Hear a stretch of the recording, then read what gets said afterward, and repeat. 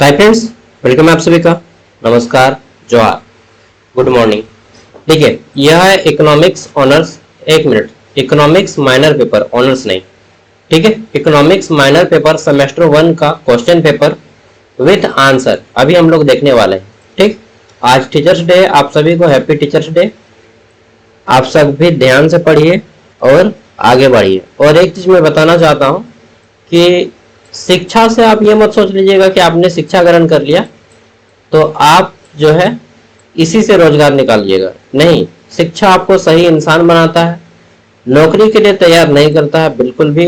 मैं इस बात को गांठ बांध लीजिए, क्योंकि गवर्नमेंट जॉब और पढ़ाई से आदमी रिलेट कर देता है, ठीक है, जो कि पूरी तरह से लाइफ को चौपट करने का एक रास्ता है, ठीक है। तो मैं आपको सही डिसीजन दूंगा कि अगर आपको गवर्नमेंट जॉब का प्रिपरेशन करना है तो आप अपने जीवन का 2 साल दीजिए। होता है तो ठीक, नहीं होता है तो छोड़ दीजिए, ठीक। बीए की डिग्री केवल आपको एक सही इंसान बनाती है। यह मत सोच लीजिएगा कि आप इससे एक अच्छा गवर्नमेंट जॉब लेके ही रहेंगे, यही आपका जीवन का लक्ष्य है। बहुत से लोग आपको मोटिवेट कर देगा, बहुत से टीचर, कि जीवन में कुछ करना है। भाई करना है तो बहुत सारा फील्ड है, हम गवर्नमेंट जॉब में ही क्यों जाए जहाँ पे हजार नहीं लाखों कंपटीशन है, ठीक है। चलिए, इस बात को ध्यान रखिएगा, मैं जीवन बर्बाद करने के विषय में बिल्कुल नहीं बोलूंगा। तो 23-27 सेशन 4 साल का ग्रेजुएशन में आपका माइनर पेपर इकोनॉमिक्स सेमेस्टर 1 जो भी लोग रखे हैं, रांची यूनिवर्सिटी, नीलांबर पीताम्बर यूनिवर्सिटी, ठीक, और SKMU दुमका यूनिवर्सिटी, इन तीनों का सिलेबस सेम है, ठीक। चलिए देखते हैं।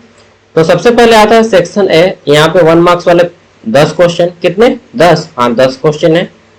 सभी का आंसर भी जानेंगे हम लोग, ये 1 मार्क्स वाले क्वेश्चन। फिर 5 मार्क्स का एक क्वेश्चन है, यानी कि 15 नंबर हो गया हमारा total. Group A, group B है 60 मार्क्स का, जिसमें आपको 15 मार्क्स वाले 4 प्रश्नों के आंसर करने, टोटल 6 क्वेश्चन है, ठीक। अब मैं आपको यहाँ पे क्वेश्चन दिखाता हूँ और उसके आंसर भी दिखाता हूँ।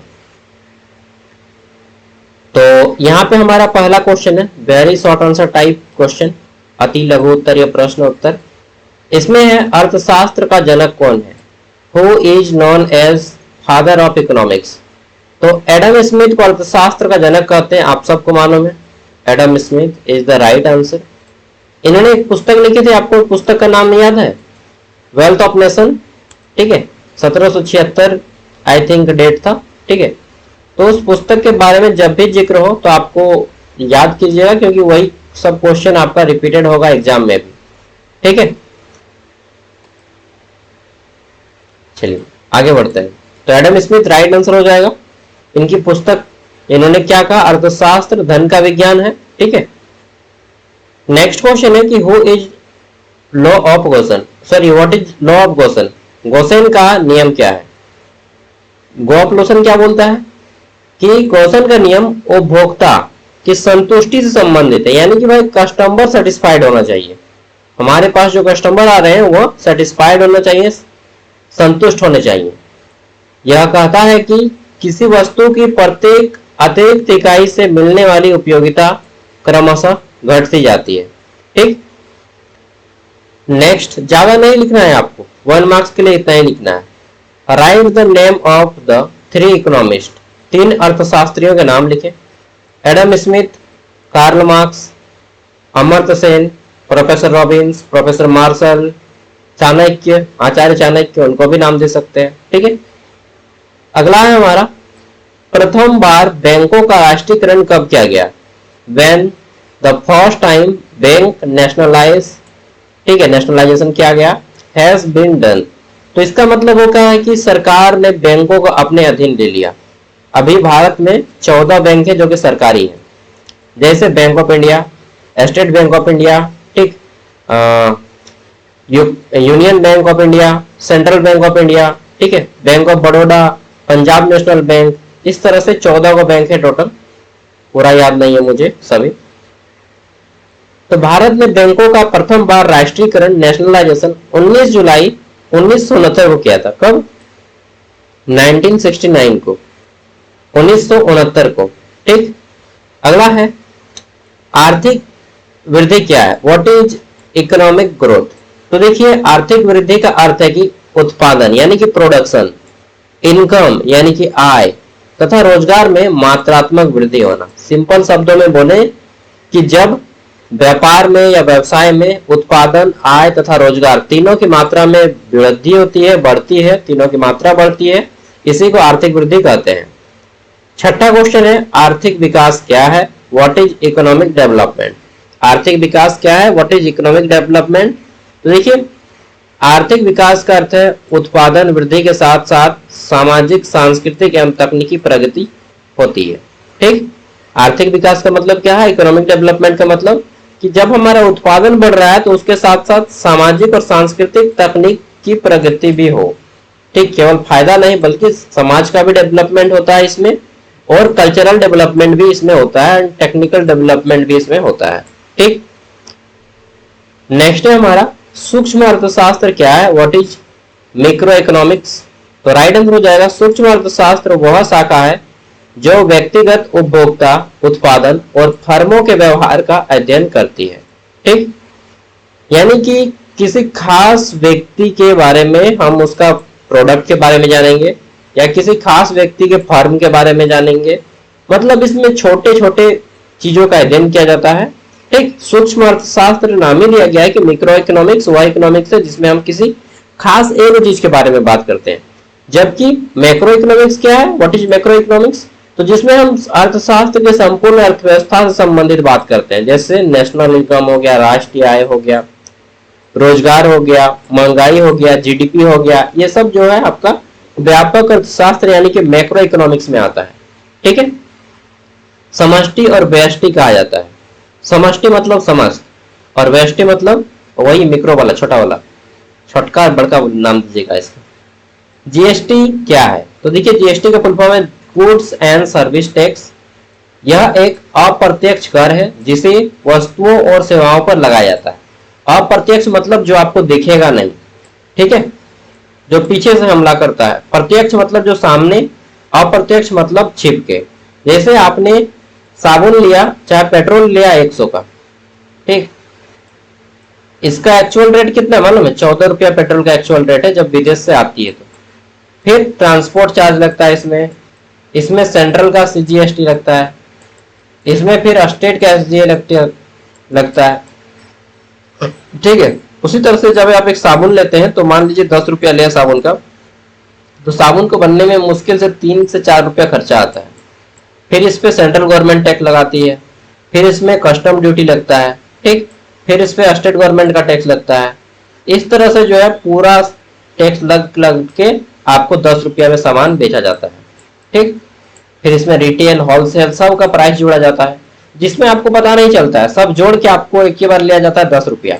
ठीक है, लेकिन जब कंपनी से साबुन निकलती है तो 3 से 4 रुपये में। तो इसी को बोलते हैं GST, goods and service tax, वस्तु और सेवा कर हिंदी में बोलते हैं। कब लागू हुआ जीएसटी भारत में, 1 जुलाई, नोट कर लीजिएगा। उस टाइम में मैट्रिक दिया था और डेली पेपर में जब पढ़ रहा था तो डेली ये डाल रहा था, मैं समझ नहीं पा रहा था क्या है ये जीएसटी, क्या है ये जीएसटी। 1 जुलाई 2017 को जीएसटी भारत में लागू हो गया। ठीक, गुड्स एंड सर्विस टैक्स। और वहीं पे पूछ सकता है आपका जीडीपी क्या है, जीडीपी इसका फुल फॉर्म क्या है, तो इसका फुल फॉर्म है ग्रॉस डोमेस्टिक प्रोडक्ट, हिंदी में बोलते हैं सकल घरेलू उत्पाद। ठीक, ग्रॉस डोमेस्टिक प्रोडक्ट, सकल घरेलू उत्पाद। अगला है हमारा आयकर से क्या समझते हैं, यानी कि इनकम टैक्स। इनकम टैक्स क्या है, तो व्यक्ति या संस्था की आय पर लगाया गया प्रत्यक्ष कर। जैसे हम अभी कमा रहे हैं यूट्यूब में जितना, उसका 5% हमको क्या देना पड़ता है, टैक्स। ठीक, तो ये हमारी इनकम पे टैक्स लगाया जा रहा है, रियलिटी में बता रहा हूं। ठीक है, सपोज दैट ये हम मेरा इनकम है, ठीक, देख लिए। अब इसमें हम 5% टैक्स देंगे, जो हमारे डायरेक्टली जब हमारा पेमेंट आएगा उसी से काट लिया जाएगा। तो इसको बोलते हैं हम इनकम टैक्स, आयकर, जो व्यक्तियों पे या कोई कंपनी है उस पर डायरेक्ट टैक्स लगाई जाती है उसके आय पे। ठीक, कौन लेता है टैक्स का पैसा, गवर्नमेंट। 5 मार्क्स का क्वेश्चन है, लागत प्रेरित तथा मांग प्रेरित मुद्रास्फीति क्या है, what is cost plus and demand plus inflation. यार सो रहा था तब तक से, मैं जैसे ही 10 मिनट सोया हूं एक काम आ गया, फिर से उठ गया।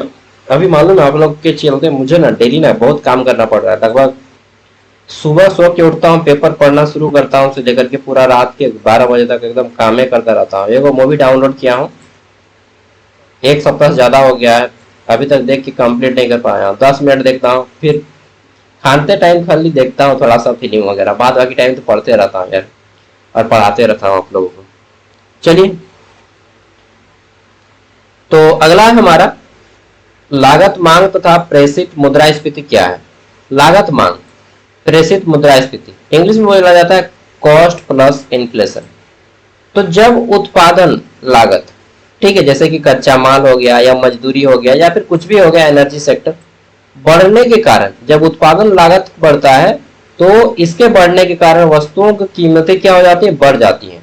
तो इसे ही लागत प्रेषित मुद्रास्फीति कहते हैं।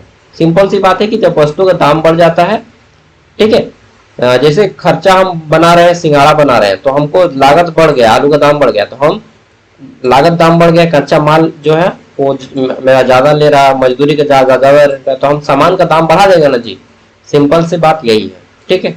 इसी तरह से आप लिख भी सकते हैं एकदम कि जैसे अभी कोई व्यक्ति समोसा बना रहा है तो आलू का दाम बढ़ गया, उसके जो मजदूरी करवा रहा है उन लोगों को ज्यादा पेमेंट बढ़ा दिया, तो वो पैसा कहाँ से लाएगा, तो वो वस्तु का दाम बढ़ा देगा। इसी को बोलते हैं क्या, लागत प्रेषित तथा मांग प्रेषित मुद्रास्फीति। मांग प्रेरित मुद्रास्फीति डिमांड प्लस इन्फ्लेशन, जब बाजार में वस्तुओं की मांग आपूर्ति से अधिक हो जाती है। जैसे डेली मांग आता था मान लीजिए 5 किलो, अब कुछ दिनों से डेली मांग आने लगा है 10 किलो, तो मांग बढ़ गया है किसी कारणवश, हो सकता है कोई फेस्टिवल आ गया हो, चाहे कुछ भी हो, तो कीमतें बढ़ जाती है। इसे मांग प्रेषित मुद्रास्फीति भी कहते हैं। ये 5 मार्क्स का क्वेश्चन था।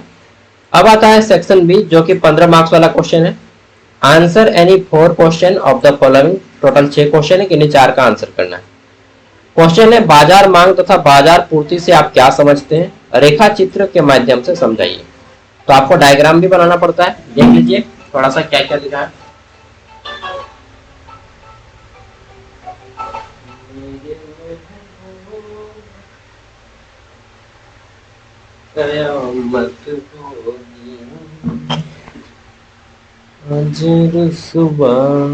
तो देख लिए क्वेश्चन क्या था,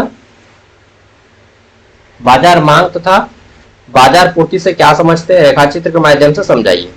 डायग्राम के माध्यम से समझाना होता है, तो आपको डायग्राम एग्जाम में बनाना होगा। बाजार मांग यानी कि मार्केट का डिमांड क्या है, यह समझिए। तो जब किसी वस्तु को सभी उपभोक्ता एक निश्चित समय पर विभिन्न विभिन्न कीमतों पर खरीदना चाहते हैं, ठीक है, कोई मोल भाव करता है, कोई मोल भाव नहीं करता है, तो अलग अलग उसको दाम मिलता है, तो उसे बाजार मांग कहते हैं। यानी कि कोई फिक्स रेट नहीं रहता है, जो जिस दाम पे बेच पाया, जिसको जैसा ठग पाया, ठीक है, और वो जो मांग हो गया उसी को कहते हैं बाजार मांग। बाजार पूर्ति क्या है, मार्केट सप्लाई क्या है, जब किसी वस्तु को सभी उत्पादक विभिन्न विभिन्न कीमतों पर एक निश्चित समय पर बेचने के लिए प्रस्तुत करते हैं, तो इसे बाजार पूर्ति कहते हैं। ठीक है, सेम जैसा यहाँ पे मांग था अलग अलग कीमत पे, सेम वैसा ही है, अब ये सप्लाई कर रहा है अलग अलग कीमत पे। रेखा चित्र द्वारा आपको समझाना पड़ेगा इंग्लिश में, डायग्राम बना के। मांग वक्र डिमांड दाएं से बाएं से दाएं नीचे की ओर ढलता है, ठीक,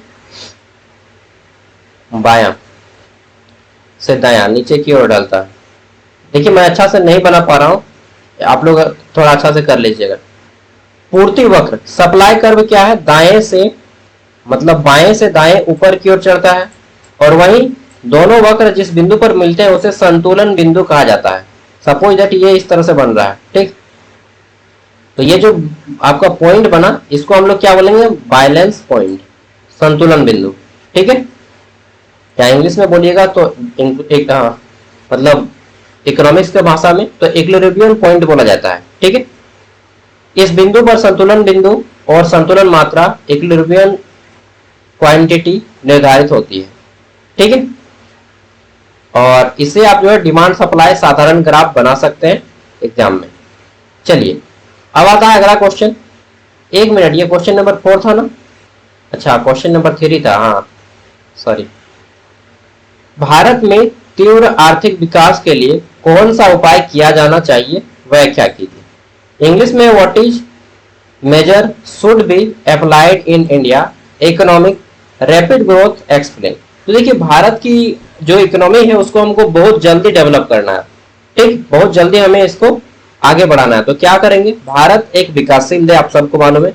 देश तीन प्रकार का होता है, एक होता है पुअर, एक होता है डेवलप्ड, एक होता है डेवलपिंग, ठीक, जो डेवलप कर रहा है अभी, डेवलपिंग। तो हमारा जो देश है वो डेवलपिंग है, विकासशील है, विकास के मार्ग पे। एक है डेवलप जो पूरी तरह से विकसित हो चुका है, जैसे अमेरिका, जापान, रूस, ठीक है। और एक है आपका जो अभी डेवलप गरीब है, जैसे पाकिस्तान हो गया, नाइजीरिया हो गया, ठीक है। ऐसे कुछ कुछ कंट्रीज हैं जो गरीब है, भूटान हो गए। तो भारत एक विकासशील देश है और तीव्र आर्थिक विकास के लिए अनेक उपाय आवश्यक है। तो हमारे देश को आगे बढ़ने के लिए क्या करना होगा, कृषि क्षेत्र में सुधार करना होगा, कृषि उत्पादन बढ़ाना चाहिए, सिंचाई सुविधा मिलनी चाहिए, लेकिन गवर्नमेंट सिंचाई सुविधा नहीं दे रही है, बीज उर्वरक उपलब्ध कराने की आवश्यकता है, ठीक। इसके अलावा औद्योगिकरण यानी कि इंडस्ट्रियलाइजेशन का हमें विस्तार करना होगा, छोटे मध्यम और बड़े उद्योग को प्रोत्साहन देकर रोजगार तथा उत्पादन में वृद्धि करनी होगी, ठीक। शिक्षा और कौशल विकास यानी कि आधुनिक टेक्निक, शिक्षा और व्यावसायिक प्रशिक्षण से मानव पूंजी का विकास आवश्यक है। और इसके अलावा अगर आपके माइंड में भी कुछ एक्स्ट्रा नॉलेज आता है तो आप इसे भी लिख सकते हैं, क्योंकि भारत का डेवलप करने में आपका माइंड भी चलना चाहिए। बुनियादी ढांचा का विकास हो, जैसे सड़क हो, हमारे देश पे बिजली हो, जल हो, परिवहन हो, संचार साधन हो, विस्तार करना होगा। इसके अलावा वित्तीय सुधार, जैसे कि बैंकिंग व्यवस्था को अच्छा बनाना होगा। और हमारे यहाँ बैंक ऑफ इंडिया और एसबीआई में जाइएगा तो लाइन लगाना पड़ता है, ठीक है। तो बैंकिंग व्यवस्था तो बहुत खराब है। ऋण वितरण सरल होना चाहिए, हाँ, लोन लेने जाइएगा तो वहां पे लोन मिलेगा नहीं आपको आसानी से भारत में, ठीक है। सरकारी नीतियां उदारीकरण, ग्लोबलाइजेशन और प्राइवेटाइजेशन पर बल दिया जाना चाहिए, ठीक है। इसके अलावा रोजगार के अवसर, स्वरोजगार यानी कि खुद से आपको कोई ना कोई रोजगार करना होगा, खुद से कोई ना कोई बिजनेस करना होगा। गवर्नमेंट जॉब, सरकारी नौकरी के भरोसे नहीं रहना होगा, ठीक है, तभी आप इंडिया को डेवलप कर पाइएगा। अब 60 लाख आदमी गवर्नमेंट जॉब का तैयारी करेगा, जबकि वैकेंसी मात्र 10,000 है या फिर कुछ है, ठीक, 10,000 वैकेंसी और 60 लाख आदमी फॉर्म भर दिया।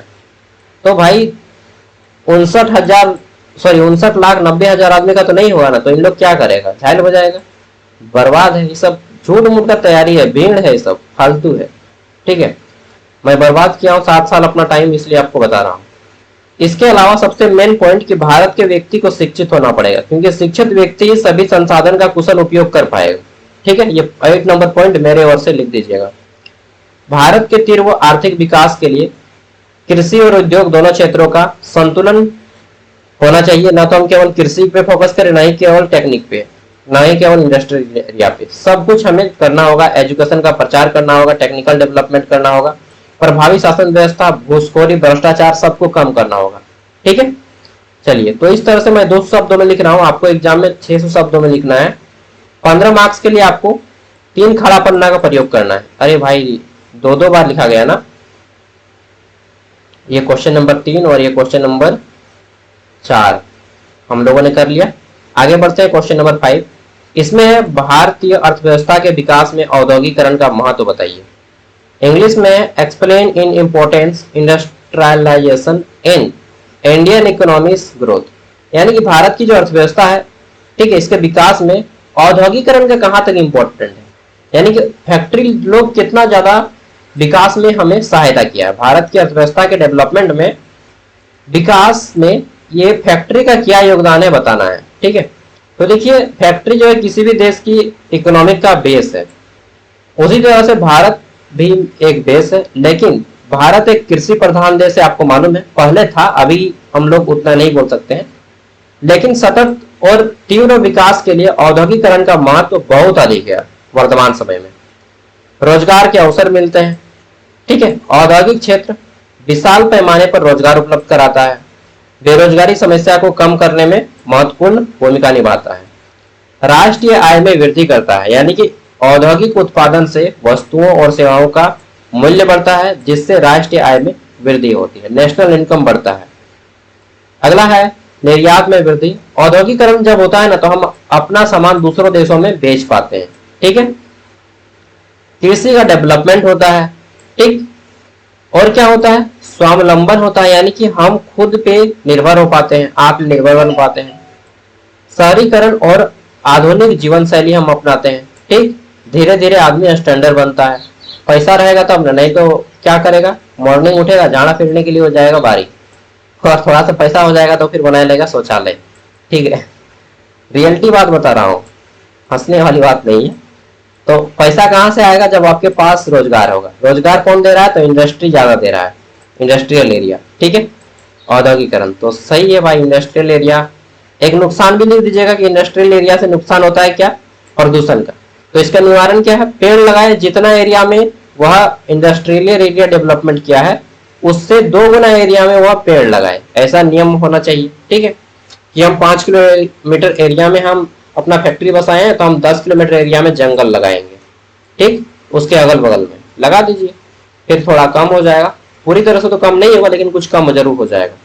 अगला है, केंद्रीय बैंक से आप क्या समझते हैं। भारत के केंद्रीय बैंक के कार्यों का उल्लेख करें। इंग्लिश में what do you mean by central bank, explain the function of central bank of India. तो देखिए, सेंट्रल बैंक नाम से ही सुनने का आता है सेंट्रल गवर्नमेंट। तो किसी भी देश का केंद्रीय बैंक उसी देश की मौद्रिक प्रणाली का प्रमुख नियंत्रक है। भारत में केंद्रीय बैंक कौन है, क्वेश्चन आएगा 1 नंबर में। तो reserve bank of India Bharat का केंद्रीय बैंक है, सेंट्रल बैंक ऑफ इंडिया है ये, ठीक है। और रिजर्व बैंक ऑफ इंडिया, इसे बैंकों का बैंक कहा जाता है, ठीक है।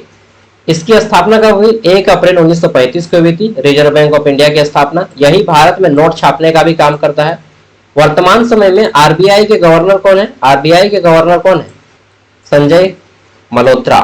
कौन, संजय मल्होत्रा, ठीक। मल्होत्रा है, फिल्मी हीरो का नाम है ना संजय मल्होत्रा। चलिए अच्छा से लिख लीजिएगा। तो भारतीय रिजर्व बैंक के मुख्य कार्य, भारत का केंद्रीय बैंक कौन सा है, रिजर्व बैंक ऑफ इंडिया। इसका मेन काम क्या है, इशू ऑफ करेंसी, यानी कि मुद्रा का निर्गमन।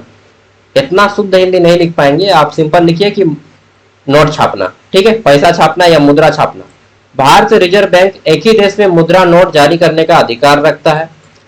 क्रेडिट नियंत्रण, यानी कि कंट्रोल ऑफ क्रेडिट, या बैंकों को ऋण देने, अलग अलग बैंक को ऋण देता है। ब्याज दरें नियंत्रित करने के लिए अर्थव्यवस्था में मुद्रा प्रवाह को नियंत्रित करता है। विदेशी मुद्रा प्रबंधन, यानी कि फॉरेन एक्सचेंज मैनेजमेंट, यह विदेशी मुद्रा दरों को स्थिर रखने तथा विदेशी व्यापार को प्रोत्साहन देने का कार्य करता है। यानी कि विदेशी मुद्रा जो हमारा आता है, फॉरेन करेंसी, जैसे हमारा मान लीजिए ये पर्सन है हम, और मेरा आ रहा है फॉरेन से इनकम, ठीक है। तो क्या कर रहा है, यहाँ पे ये कुछ टैक्स काटेंगे, ठीक है। तो ये मैनेजमेंट करते हैं। हम जब किसी देश में अदर मुद्रा भेज रहे हैं तो वो भी उससे टैक्स काटेंगे, तो ये इसका भी मैनेजमेंट करते हैं। मान लीजिए हम अमेरिका से कमा के आए डॉलर और यहाँ पे आके चेंज कर रहे हैं, तो चेंज करने का पैसा भी लगेगा मेरे, और ये कौन मैनेज करेगा, आरबीआई, ठीक है। तो बैंकों का नियंत्रण, रेगुलेशन ऑफ बैंक्स, आरबीआई सभी वाणिज्यिक बैंकों का संचालन एवं निगरानी भी करता है कि कौन सा बैंक कैसा काम कर रहा है, ठीक है। ये सब भी निगरानी करता है। मुद्रास्फीति नियंत्रण, इन्फ्लेशन कंट्रोल, यानी कि रिजर्व बैंक आर्थिक स्थिरता बनाए रखने हेतु मौद्रिक नीतियां भी बनाता है। बहुत सारे रूल्स रेगुलेशन भी हैं, ठीक है। जैसे भारत का संविधान है, उसी तरह से आरबीआई का एक अपना रूल रेगुलेशन है जो कि बैंक्स को फॉलो करना होता है। विकासात्मक कार्य, यानी कि कृषि, उद्योग और ग्रामीण क्षेत्रों में विकास के लिए वित्त प्रदान करता है। इसके लिए नाबार्ड की स्थापना की गई है। नाबार्ड का नाम सुने ना, NABARD, ठीक, नाबार्ड, जो कि ऋण प्रोवाइड करता है। National agriculture bank, national agriculture bank क्या है यार इसका full form, BRD, rural development करके कुछ है इसका फुल फॉर्म, मैं भूल रहा हूं, ठीक है। अगला है निष्कर्ष। केंद्रीय बैंक न केवल मुद्रा, ऋण और प्रबंधन करता है, बल्कि आर्थिक विकास और संतुलन, मतलब पूरे देश का जितना भी अर्थव्यवस्था का काम है, सबसे ज्यादा अहम निभाग का केंद्रीय बैंक निभाता है, आरबीआई निभाता है भारत में। अगला क्वेश्चन आता है, हरित क्रांति के गुण और दोषों की व्याख्या करना है। Discuss the merit and demerits of green revolution. तो हरित क्रांति, जिसे हम लोग ग्रीन रिवोल्यूशन कहा जाता है, यह 1960 के दशक में, मतलब 1960 में आया था। भारत में कृषि उत्पादन हेतु उच्च उपज देने वाले बीज लाए, ठीक है, सल्फेट, उर्वरक, यूरिया, फास्फेट, ठीक है। और नया नया खाद, नया नया बीज। नहीं तो पहले क्या करता था आदमी, धान उगाया, इस साल धान उगाए, और यहीं से जो धान बचता है ना, इसी को हम लोग रख देते थे बीटा में। बीटा समझते हैं, बीटा बांध के रख देते थे, और इसी धान को जो है हम लोग बीज के लिए भी रख देते थे। ठीक है, इससे क्या होता था कि हमारा कम उपज होता था। कम उपज होता था तो खाने में फिर दिक्कत होता था, मार के लिए लड़ते थे, थुल को मार के लिए आदमी लड़ता था। ठीक है, और अभी बात फेंका जा रहा है, इतना इतना हो जा रहा है। ठीक है, तो अधिक उपज वाले बीज लाए, सिंचाई और आधुनिक तकनीक का उपयोग किए, ट्रैक्टर का प्रयोग किए, अलग अलग यूरिया, फास्फेट, डीएपी, ठीक है, इन सब का प्रयोग करने लगे। गुण क्या है, तो खाद्यान्न उत्पादन में वृद्धि हो गई हरित क्रांति के आने से। भारतीय खाद्यान्न उत्पादन में आत्मनिर्भरता आ गई, कृषि क्षेत्र में रोजगार के अवसर बढ़ गए, किसानों की आय में वृद्धि हो गई। ठीक है, और क्या हुआ, कृषि क्षेत्र में तकनीकी का प्रयोग है। अब कुछ कुछ देखिए, ऐसा नहीं कि केवल अच्छा होता है, बुरा भी होता है। जैसे उर्वरक और कीटनाशक के अधिक प्रयोग से भूमि और जल प्रदूषण हुआ, इसके साथ ही हमारे स्वास्थ्य पर भी प्रभाव पड़ने लगा। छोटे किसानों को इसका लाभ कम मिल पाया है। गेहूं और धान जैसी फसलों में लाभ मिला, लेकिन दूसरी फसलों में ये लाभ नहीं दे पाया। भूमिगत जल का अत्यधिक इसमें दोहन हुआ।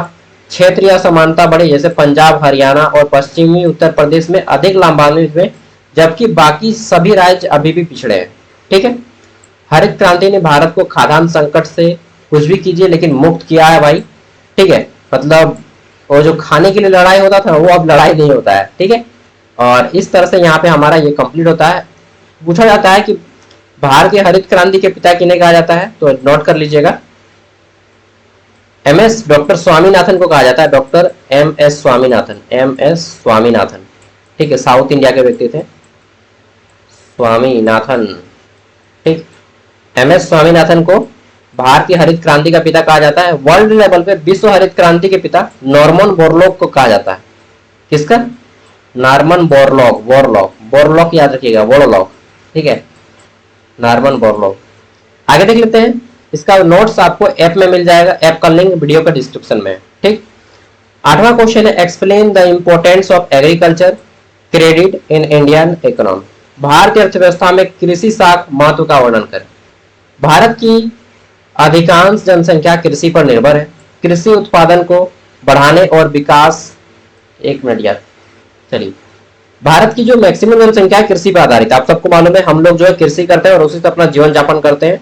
ठीक है, और उत्पादन बढ़ाने के लिए किसान को आवश्यकताओं को पूरा करने में कृषि साख का महत्व अत्यधिक या अत्यंत अधिक है।